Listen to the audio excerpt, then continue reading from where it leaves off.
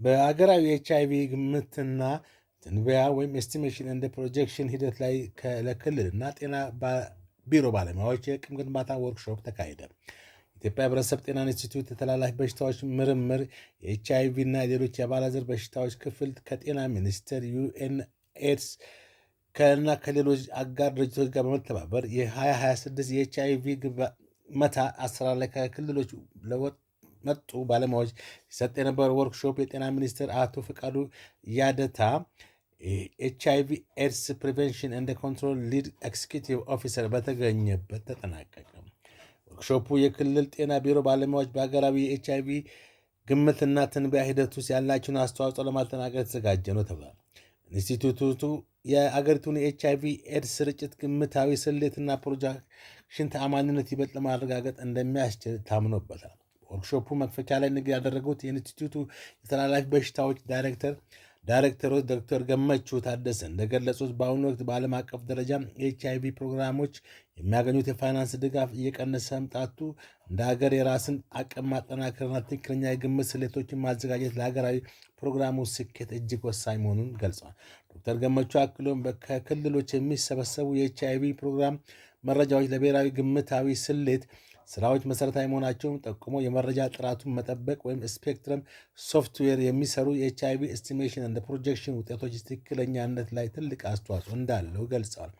በኢንስቲትዩቱ ስልጠና ማዕከል የተካሄደው እና ለ5 ቀናት የቆየው ይህ መድረክ በዋናነት የብሔራዊ የኤችአይቪ ግምታዊ ስሌትና ፕሮጀክሽን ሂደቶችን ለማሻሻል የሚያስችሉ የግንዛቤ ማሳደጊያ፣ የክህሎት ማበልጸጊያ እና መረጃ ማረጋገጫ ስራዎች ላይ ትኩረት አድርጎ ተካሂዷል።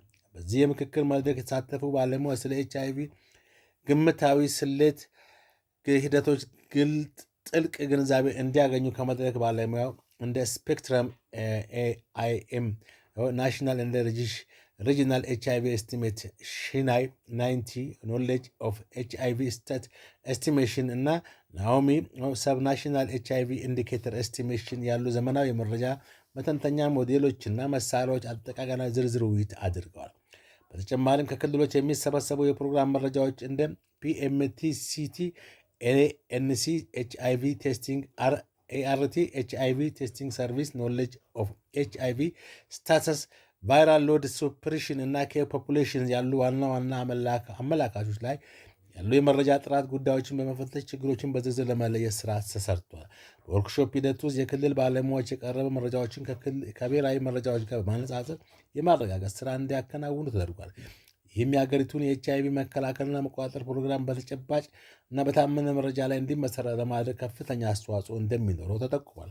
በመድረኩ ላይ ማጠቃለያ አቶ ፈቃዱ ያድታ በቀጣይ መረጃ ጥራት ማሻሻያ እቅዶች፣ በቴክኒክ መሳሪያዎች አጠቃቀም እና በባለድርሻ አካላት የጋራ ስራ ላይ የሚደረጉ ቀጣይና እርምጃዎች ላይ የጋራ ግብ እንዲኖር አቅጣጫ አስቀምጠዋል። ይህም የኢትዮጵያ ኤችአይቪ ስርጭት ለመቆጣጠር የምታደርገውን ጥረት በሳይንሳዊ መረጃ ትንተና የተደገፈ እንዲሆን ትልቅ አስተዋጽኦ ይኖራል ተብሎ ይጠበቃል። መጨረሻም ስለ መረጃ ግባቶች እንዲሁም የመረጃ ጥራት ጋር የተያያዙ ጉዳዮች ላይ ከተወያዩ በኋላ ውይይቱ ላይ ከክልሎች ከዚህ በፊት ሲነሱ በነበሩ ጉዳዮች ላይ ማብራሪያ ከሰጠ በኋላ የወደፊት አቅጣጫ ማስቀመጥ አቶ ፈቃዱ ያደታ ስብሰባውን ዘግተዋል።